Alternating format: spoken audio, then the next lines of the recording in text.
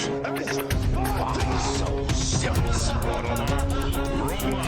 am Iron Man. This is a tasty burger. Welcome to the In Session Film Podcast. Welcome to this podcast review for September 21st, 2025, and I'm JD Duran. And I'm Brendan Cassidy. Hey, thanks for joining us, everybody. Brendan, I want you to step through this door as we walk into the past. It is 2015, and we are here to actually review the new Star Wars movie. Isn't that exciting? That does not sound like that much of a big, bold, beautiful journey, just given the way the fan discourse has ended up. It's been a journey. I think that's fair to say. Bold. It has been a journey. Big. I think people would argue beautiful. Yeah. It really depends on who you ask. Yeah.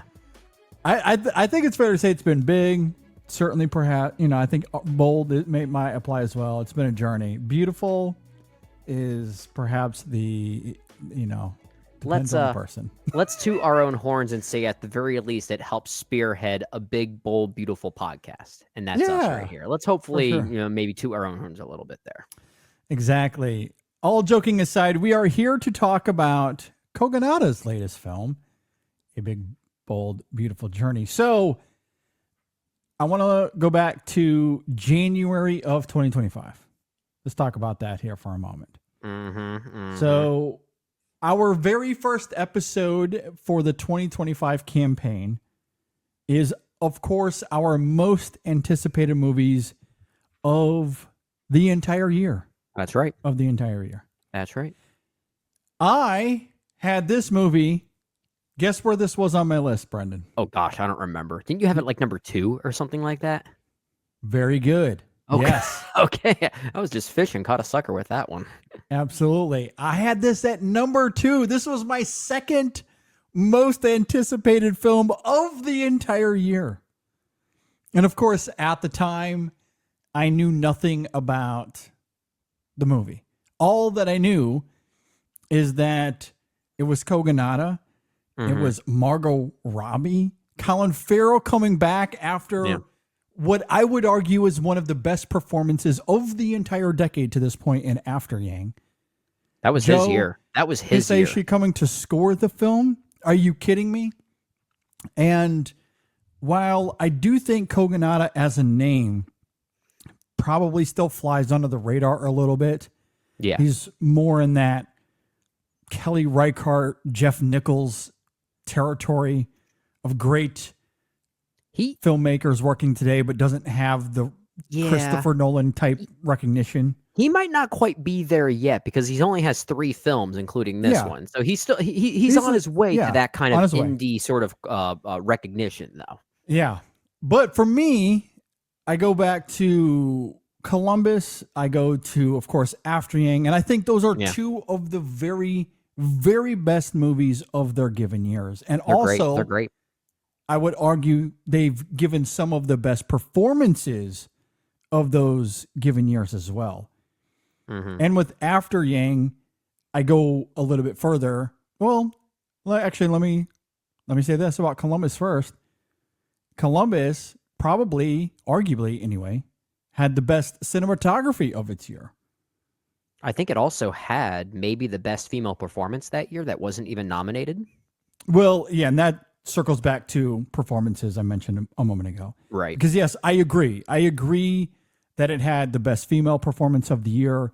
I think, absolutely incredible. I think Colin Farrell should have been nominated for an Oscar for After Yang as well. They should have just given him an honorary award that year because of both After Yang and the Banshees of Inisherin in one they're year. both fantastic. Yeah. Cinematography probably could have won for Columbus, and I think that After Yang also should have at least been nominated for score. I think it was one of the best scores of that year as well. Which is to say, I say all of that to say, I have deeply, deeply loved those 2 movies. He's only done the 2 previously, but I think they're both borderline masterpieces. Fantastic. They're great. They are great movies. Absolutely incredible. So, without knowing anything about A Big, Bold, Beautiful Journey, That's why it lands at number 2 on my most anticipated list. At that time, did we know who was writing it? Did we know that Kogonada wasn't writing this one? I think so. And honestly, I didn't really pay too much attention to that because I was too caught up in the Kogonada of it all, in the Margot Robbie and Colin Farrell coming back. Yeah, you were too caught up in the fact that this basically was the greatest movie of all time on paper. Yes, at least potentially. The potential of this film with just who's involved. And again, I mentioned it in passing a moment ago, but it's worth repeating. Joe Hisaishi coming to score this film, one of the greatest composers of all time. Yeah, coming to this, which is interesting, right? Because we mostly associate him, at least here in the United States, with his Ghibli work. So him collaborating with Kogonada is fascinating. Absolutely fascinating. Well, it kind of makes sense. I mean, After Yang did sort of have some of those, it elicited some of those almost Ghibli-like qualities, visually speaking, that I could see someone like a Joe Hisaishi creating some sort of musicality around those images. I think it does make a lot of sense that the two of them would work together at some point. I agree. No, I completely agree. So yes, on paper, I was very excited. Now, the marketing came out, and maybe for a lot of people, it diminished excitement and anticipation. And I have to concede that the trailers, the marketing, weren't the most enticing, but I was maintaining hope. I wanted to maintain hope. So last week on the show, when we did our fall preview, I still had A Big, Bold, Beautiful Journey in my tier 1 ranking because of, again, I had this at number 2 for my most anticipated of the entire year. I didn't want to completely backtrack on that. Yeah. And I think at that time, when you still had it in that tier 1 of most anticipated movies for the fall that we just did last week, I think at that time we started to see the wave of mixed negative responses that the film was garnering. So I think at that point we were aware of... I was aware. Yeah, I think we were aware of it at that point. I think the embargo had lifted. Yeah, but I maintained my optimism. I kept it at tier 1, my most anticipated. I love Kogonada that much. Oh yeah, so he's really good. Really curious for the film, regardless of the initial critical response to this film. So, with that laid out, shall we get into this movie? Shall we have a big, bold, beautiful conversation? We will try. Okay. A Big, Bold, Beautiful Journey. It is directed by Kogonada. It is written by Seth Rice, and that is notable that it is not Kogonada writing this. This is a script that was on the blacklist that Kogonada was tapped to direct. It stars Margot Robbie, Colin Farrell, Kevin Kline, Phoebe Waller-Bridge, Jodie Turner-Smith is probably the other notable one here, as she voices the GPS system that takes our beloved Colin Farrell and Margot Robbie on their big, bold, beautiful journey, if you will. But it's mostly Farrell and Robbie here. Yeah. Okay. If you're not familiar with this film, two strangers who meet at a mutual friend's wedding have the chance to relive important moments from their past, illuminating the path that led them to the present and gaining the opportunity to change their futures. Okay, let's get into this. Brendan, what did you think about A Big, Bold, Beautiful Journey? I was one of those people that was very worried about this film after seeing the marketing, which seemed like it was desperate to avoid the fact that this could very well be a Kogonada film.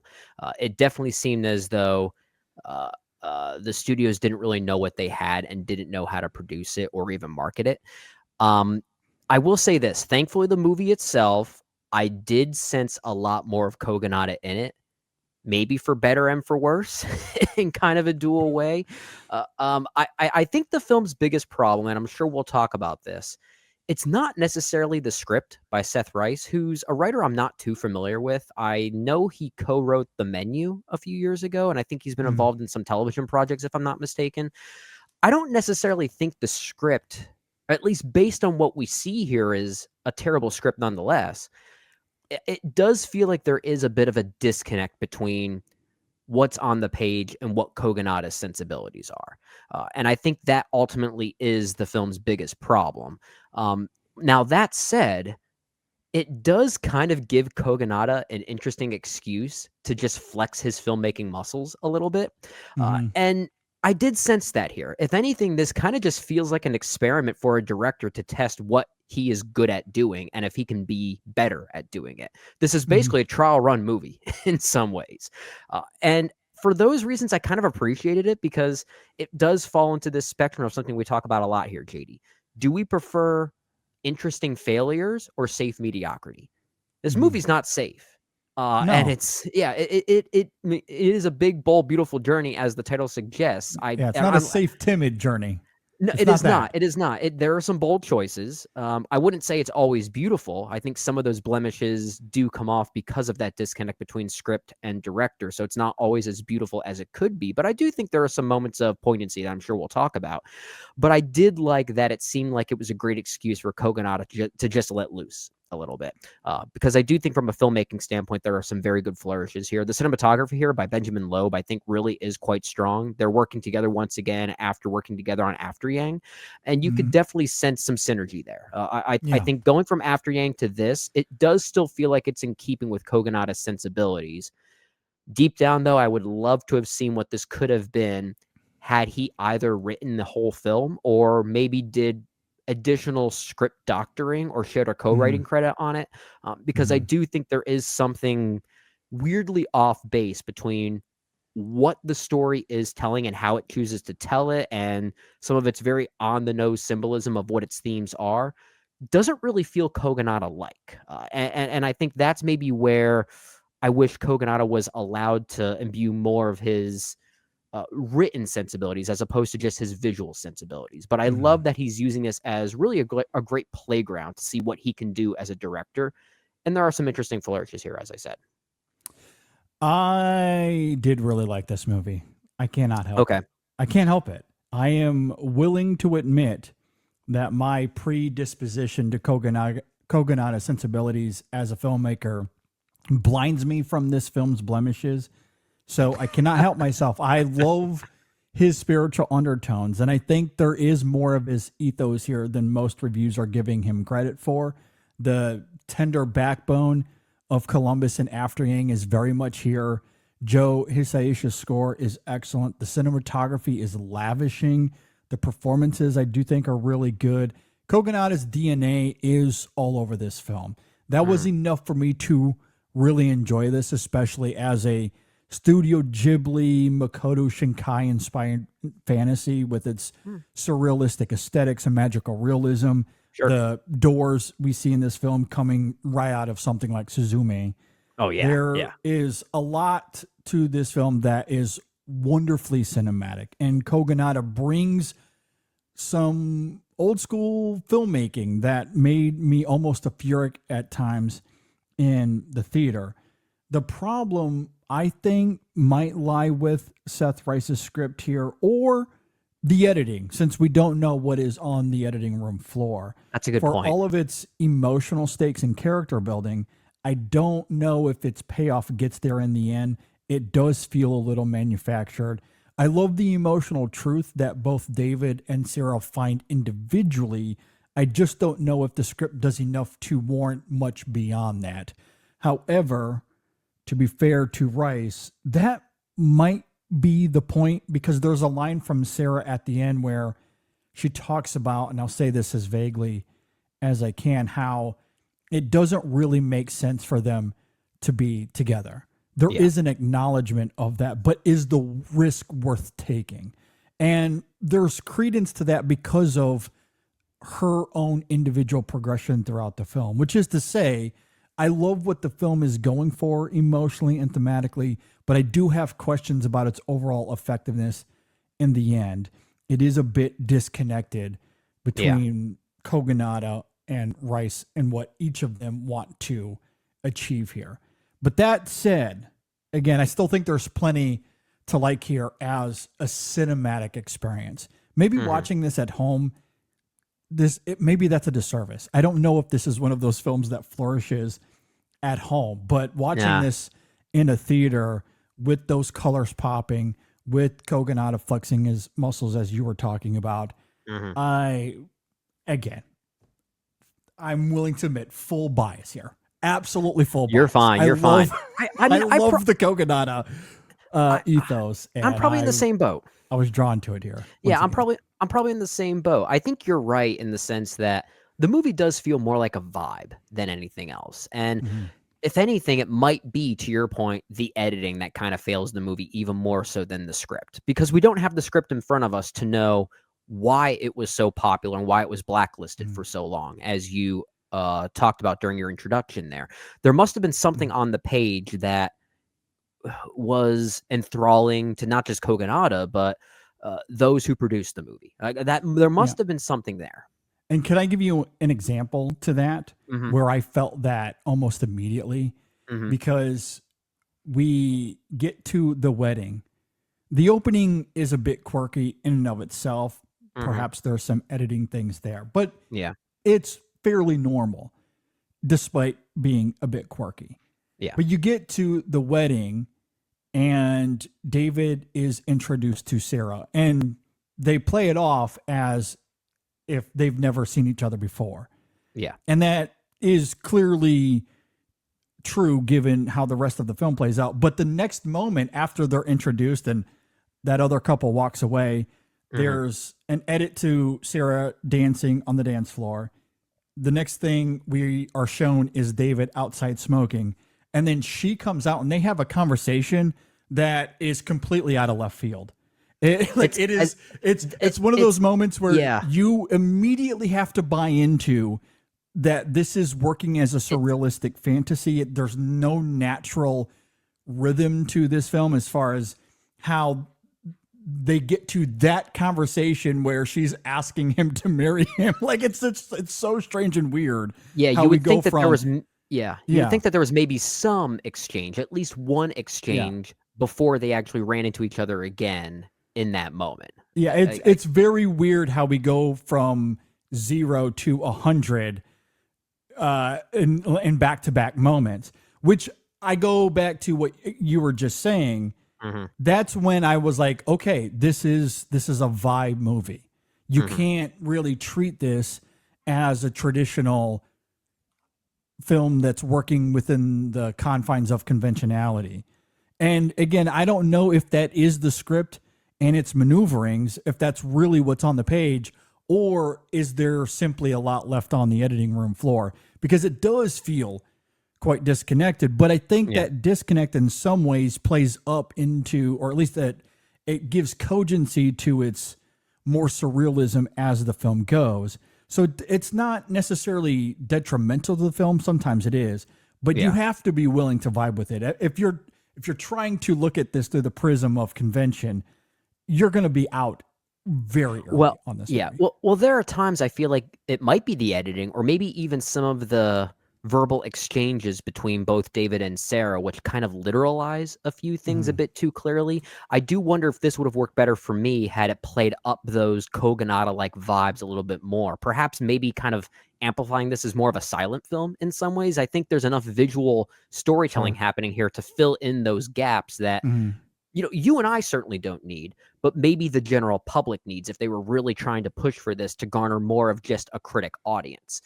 And clearly it doesn't seem to be working because the movie, from what I understand, is kind of bombing at the box office. A lot of people are not really going for this. It seems like the movie is trying to attract two completely different audiences, and it starts to distance both of them away because it just can't do both. Because we have moments where the editing is trying to make this a very quirky, almost rom-com like movie. And that's very disconnected from the things that you and I seem to be gravitating towards, the Kogonada of it all. Honestly, I think the thing about this movie that didn't always work for me, and I feel bad saying this because I love both these actors, I think the chemistry and the love story between them is less interesting than their individual journeys. I think each Yeah. of their individual pockets are way more fascinating than how they try to intersect them. And the way that the movie concludes, which we obviously won't give away, I do think is kind of a disservice to each of their respective arcs and Mhm. how their past shape their current futures. I don't think it sticks the landing, and that's where I Yeah. feel like it's as though the editing is trying to clean this up a bit to make it more attainable and acceptable for general Yeah. audiences. And I don't think it's the right conclusion. Well, and I think what's interesting about that, and I noted that very specifically in my opening thoughts, that I think David and Sarah and the emotional truth they discover at Mhm. the individual level is quite compelling here. And I Sure. do think that's actually most of the movie. It's not Yeah. until we get to those last 20 minutes where there's some sort of monologue, I'll say vaguely, from one of the characters that is trying to romanticize the situation. And that's Yeah. where it feels That's where it extremely falters. manufactured. There's a moment where this movie should have ended, and I probably would have walked away even more positive. There's a moment where each of these two characters, out of context, it won't seem like a spoiler here, but they both quote unquote go home. I'll simply Yes. say. Yeah, Though exactly. Incredible. Incredible. that's the moment. final scene of the movie. End Yeah. credits. It should have That's how been you there. end the movie. Yeah. Should have ended there because, again, that also would have been a great way to recontextualize the moment that came before when one of them begins to profess hmm some love. Again, the idea of romanticizing that relationship, but then Yeah. because of the individual journeys they go on, there's a truth that it needed to be at the individual level, and we're going to remove the romanticizing of it, which Yeah. the film does. The film Sure. does Yeah.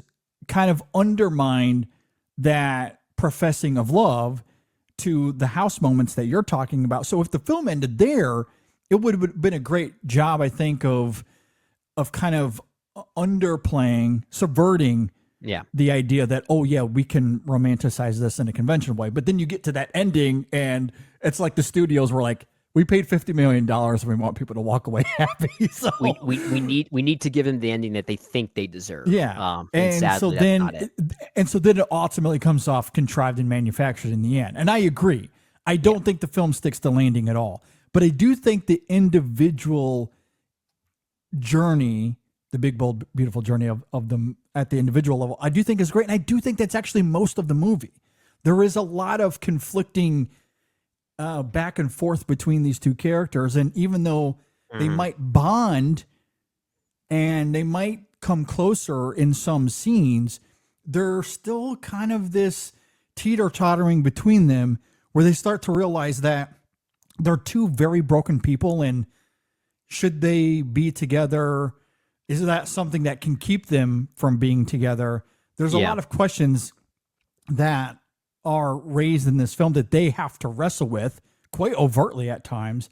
And I Yeah. do love that Well, the film seemed to be suggesting that you don't need to romanticize this for them to discover some sort of peace and understanding, which is why I don't love how the film ultimately ends. But I think the journey, pun intended, I guess, in getting there, I did find that quite beautiful because there's so much of that Kogonada tenderness coupled with those performances that does, I think, in a genuine way, bring out some great emotion. Yeah. That I wish the film would have stuck to those convictions. I do, because there's a moment where I felt like this movie was, to your point, that teeter-totter effect of sorts.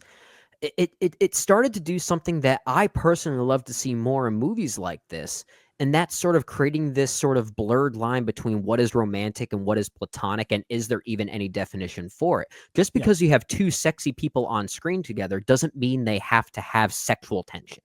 Like, it could be Yes. something beyond that, something more internalized.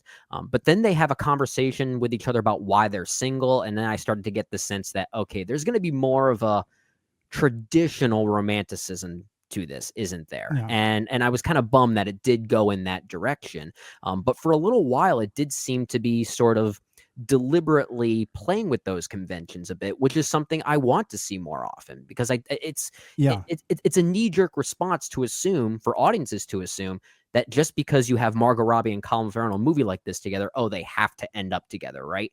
But what if they don't? You know, they end their respective journeys kind of in different places. One's a bit more optimistic about their outcome. One's a bit more pessimistic. So in a way, you can almost argue that there is no synergy between them, but their lack of synergy with each other is actually what helps their respective journeys and where they arrive at their respective journeys. And I thought that idea was the most compelling thing about it, until it unfortunately, collapses on itself in the final minutes.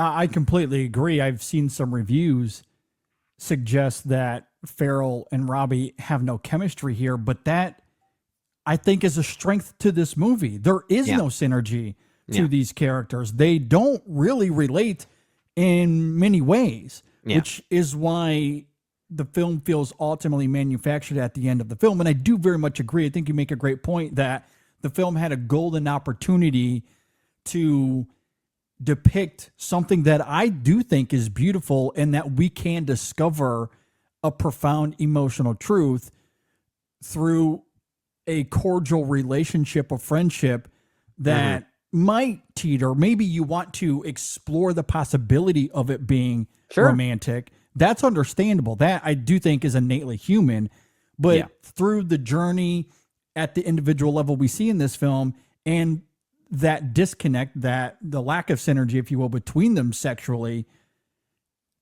these are two people that really don't belong together. But that's okay. Like, there's nothing wrong with that. And again, I think at the individual level, they do find some sort of peace and understanding about themselves that they have to discover by going on this journey together. And that, I think, is important. Like, that is a fascinating... It's essentially a movie about learning to appreciate your failed romances and why you've grown from them, in a way. Which and loneliness, and I think that's kind of powerful. And that's kind of powerful. And I agree. And this movie, unfortunately, cheats itself by the end. It does. It does. I think this film actually was mostly good throughout. Could have been great if it stuck to those convictions, but again, and this is why I go back to, is it Rice's script?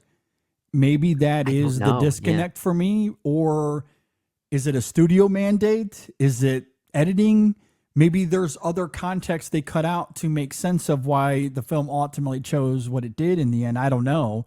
Maybe it's a combination of all those things, but I do think it undermines its own convictions, because I do think, and I agree with you, that is a really powerful notion that would have been incredibly subversive cinematically, to let these characters in their own space, in their own homes, finding new context and perspective as it relates to memory and regret and acceptance as to who they are, the choices they made, and the journeys that life has taken them on. Some of the very best moments in this film, in fact, my favorite sequence of the film, is the hospital sequence, when you have Sarah visiting her mom, and it is, of course, devastating.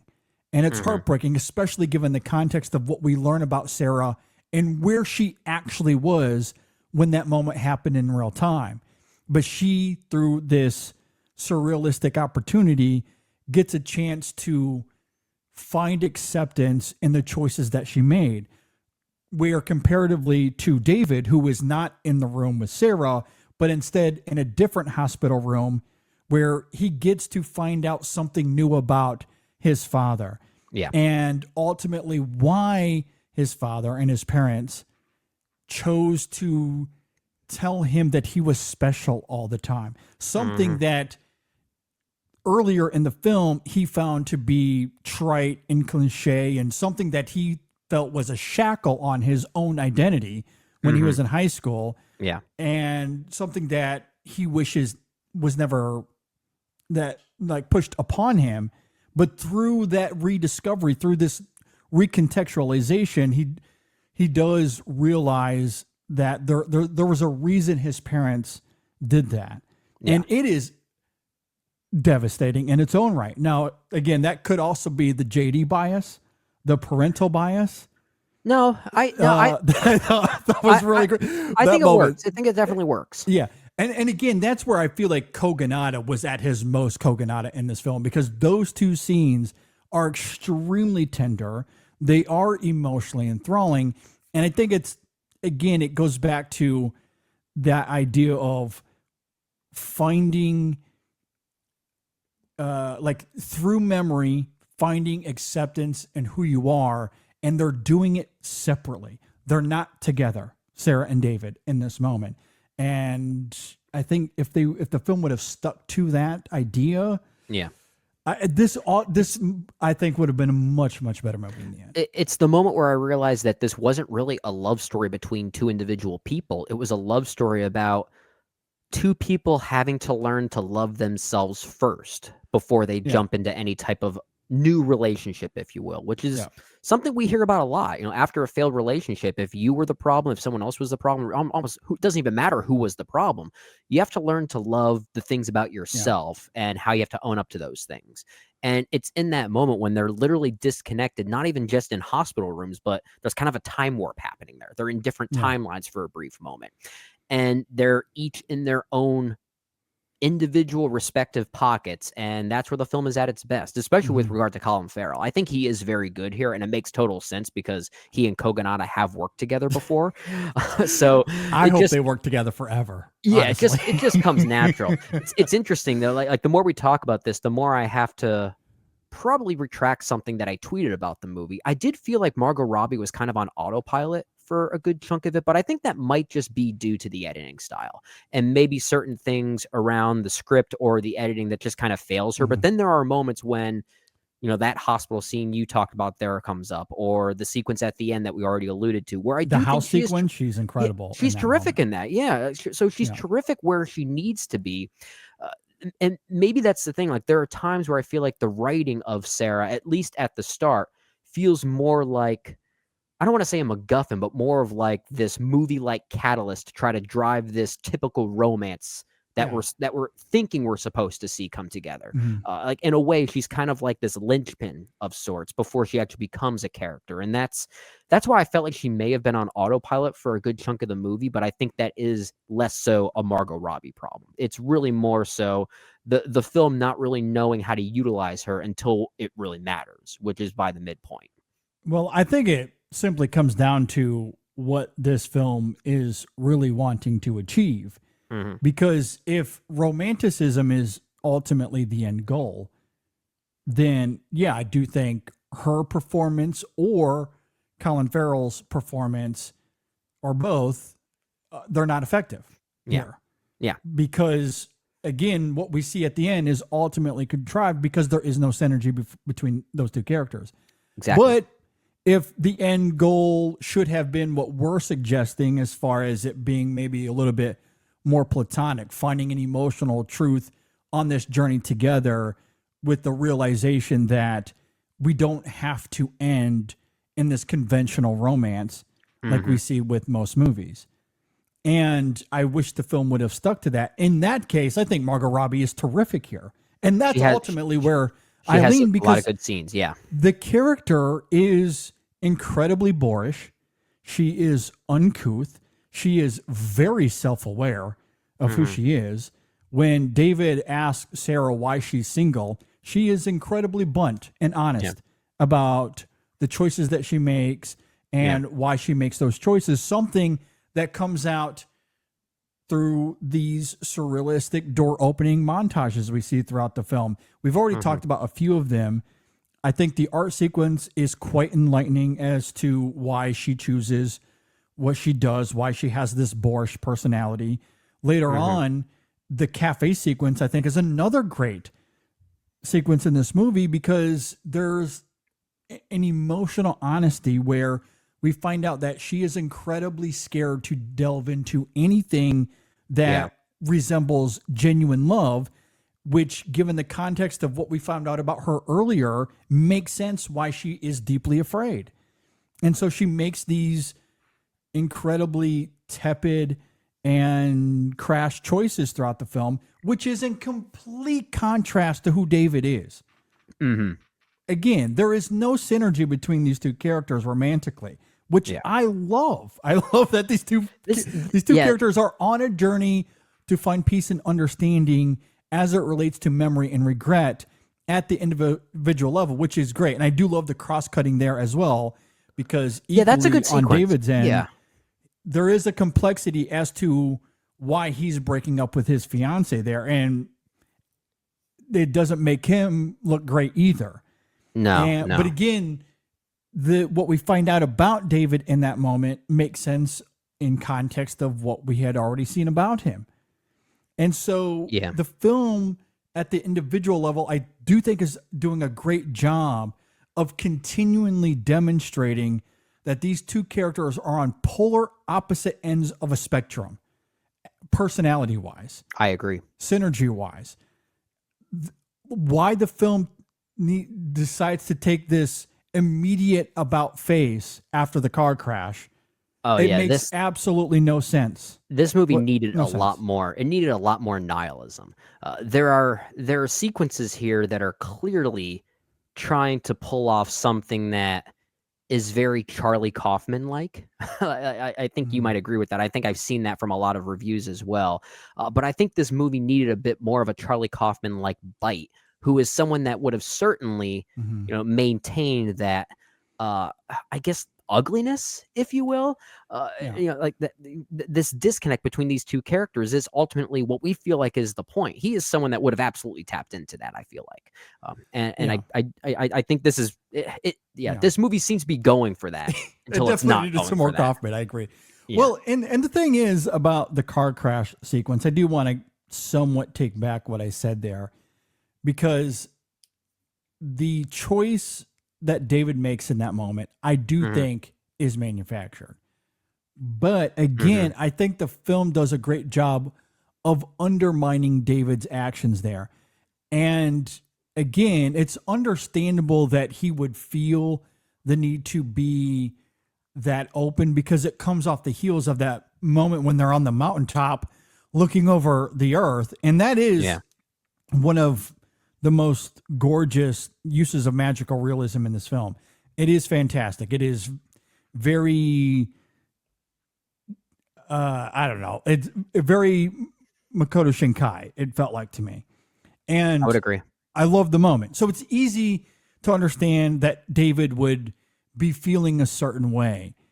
But again, as we've already noted, once David makes that approach to Sarah, the relationship or her response isn't exactly what he wants to hear.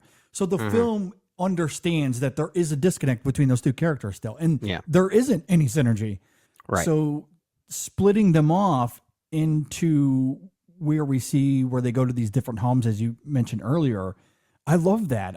I wish the film would have stuck to that, because it would have made more sense of David just being caught up in the moment instead of reverting to an emotional honesty where these two characters really don't belong together. And it turns. I guess I don't have to repeat the. I know, but it turns the actual ending of this movie into kind of a tragedy in a way. I don't think that's the intent. I agree. I feel like the more we talk about it, the more we find ourselves just going back to the whole disconnect between these two people, and how that really is the film's greatest strength until it's not. Sadly, the film just doesn't trust that, unfortunately. Yeah, I will say, again, just going back to the craft here, and I guess speaking of craft, I just want to reiterate because I got into that tangent because we were talking about the performances. Right. And I wanted to defend Margot Robbie and Colin Farrell. I think they give great performances here, because I do think these two characters are meant to be on those opposite ends. And they do a great job of tapping into that, which is why when you're watching it, it feels like they have no chemistry, because these two characters don't have chemistry. I think that is the point. I think that's ultimately the point. And I guess, not to get into too many spoilers, but I think if you wanted to defend the film further, there is a line from Sarah at the end where she does kind of still say, this is probably a bad idea. Yeah, what is it like? Doesn't she also say something along those lines, even in that same scene, that we're good at destroying things or something like that? Yeah. So even as the film ends, there's an ambiguity of this probably isn't going to work, but let's just give it a go. Like, it feels a little shoehorned. I don't think it works, but I still appreciate that the character is still like on the fence about the whole thing. But that is to say, like, I will defend the performances here. I think they're both very good. And I think while Farrell is certainly tapping into that Kogonada tenderness thing that I love about them, I hope they work together forever, as I noted earlier. I think Robbie is very good here in a very different type of performance where she has to be extremely boorish and crude.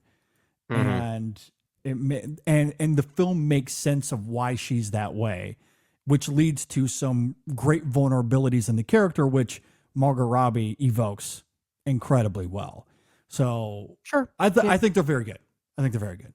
Yeah. The movie does kind of have this, I think you mentioned it earlier. It does kind of have a Studio Ghibli-like quality, and the way that some of these exchanges happen at times, I was kind of reminded of specifically Hiromasa Yonbayashi, who directed movies like The Secret World of Arrietty or When Marnie Was There. I think it has more of that Ghibli-like energy as opposed to, let's say, Isao Takahata or Hayao Miyazaki. But I think when you look at Yonbayashi's work specifically, I was kind of reminded of the simplicity that he tends to brings to his respective stories. But there's still sometimes a bit of a darkness to his stories as well, which is why I was ready to defend this movie as it was if it simply had ended where we had suggested earlier. If the movie did end there, I would have been calling this a very underrated movie from this year, had it still been getting the same level of negative praise. You know, I would have been more willing to be like, no, you guys are missing the point. This is actually really provocative stuff. I agree. Yeah. No, if this film would have ended at the house sequences, I would have been extremely annoying about this movie. Me too. I would have really pushed back on a lot of the reviews. But unfortunately, I do think the ending does give credence to a lot of the criticisms out there. I still push back against a lot of the criticisms, especially the performances. I don't think sexual chemistry or any chemistry at all, it is lacking on screen. And I think that's intentional. I think that is very obviously supposed to be intentional. So I don't understand those criticisms. But I go back to the screenplay and or the editing with that final scene that needed to go. It did. That's where you do, like, it all crumbles under itself at that moment. Yeah.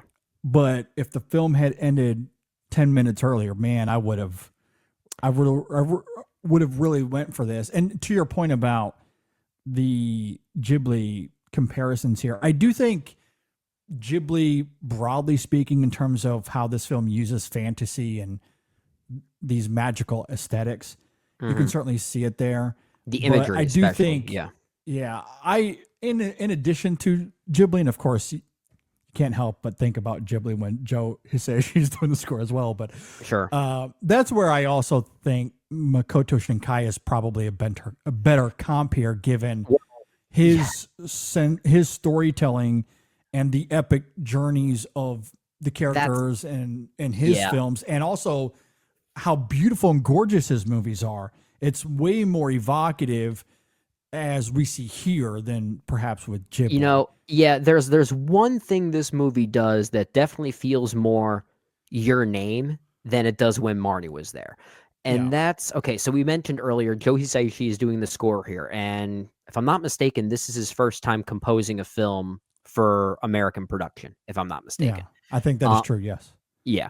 I will say this. I think his work here is overall quite good. I just wish there was more of it. I think it gets absolutely suffocated by an insufferable soundtrack. And that right there, the excessive soundtracking of sorts, the needle drops, that's more of a Makoto Shinkai trait. You think about the punk rock sounds of Your Name, like that was very much part of that film's DNA. Yes. So if anything, you're right. This probably is more Makoto Shinkai than anything else. I agree. And it also doesn't feel like Kogonada. Kogonada is extremely great with use of score. And when Hisaishi is involved here, it is really great. This film is really beautiful.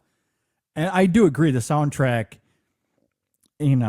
there's a couple of uses where I found it appropriate, but mostly I much prefer the score than the soundtrack. Yeah. And that might feel like a studio mandate type of thing. Oh, it definitely does. It really feels forced in here.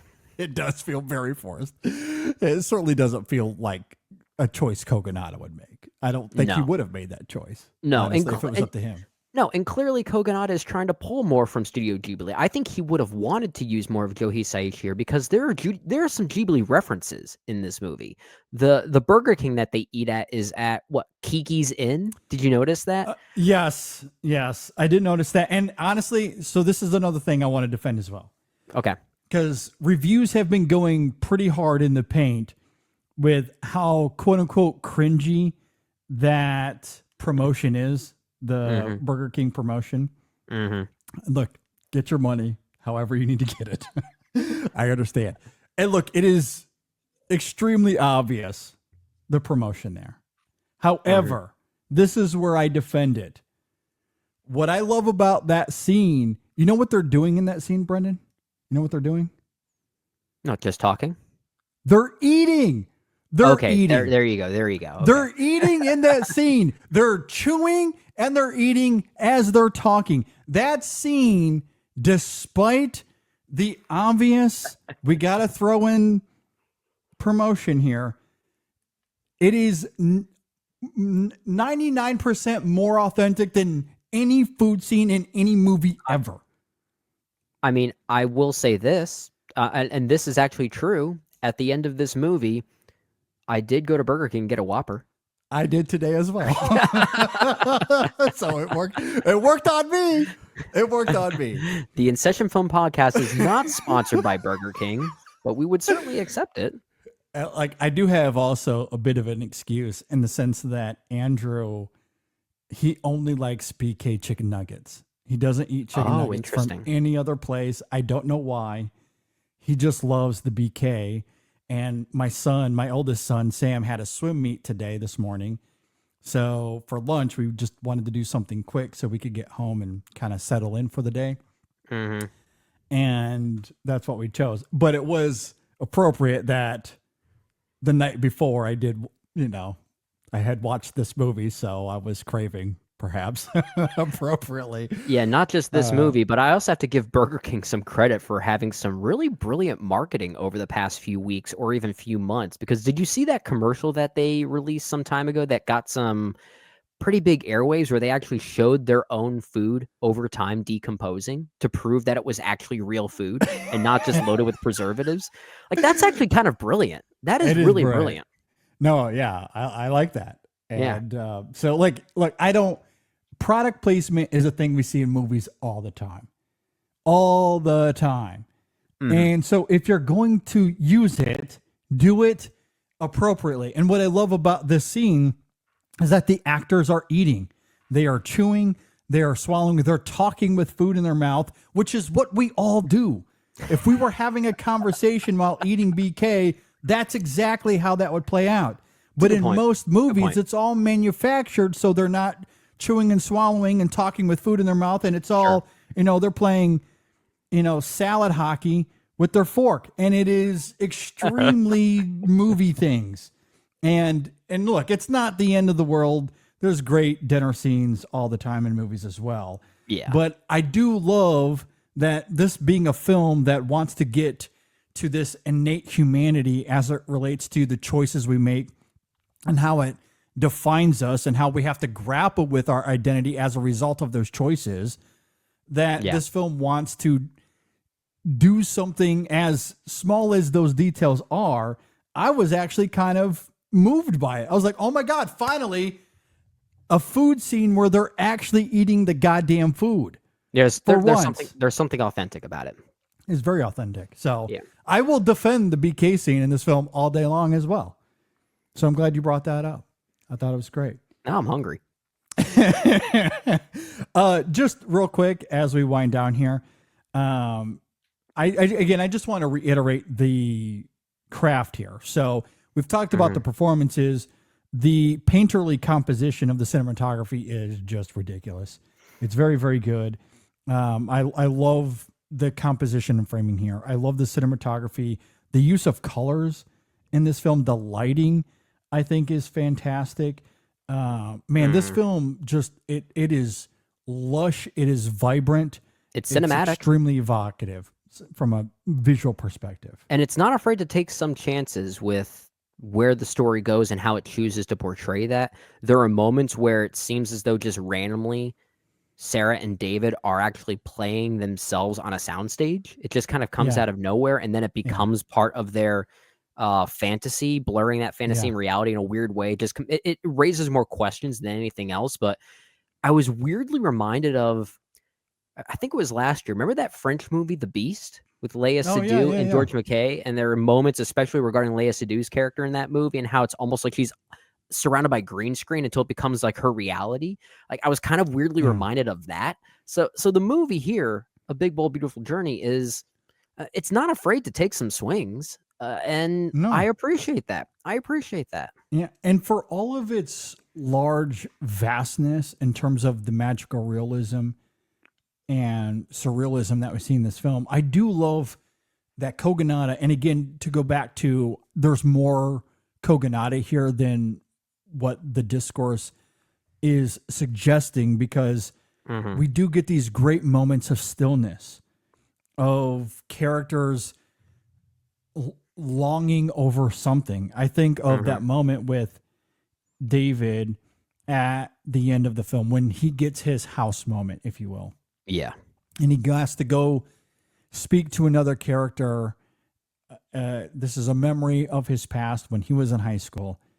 And he goes into his room, and the first thing he does when he walks in is he sees this little Matchbox car on his desk, and he just grabs it, and there's a close-up of it just kind of playing with it in his hands, and you just squeezes see the it. memory waft over him. Like, that is a moment you only get in a Kogonada film.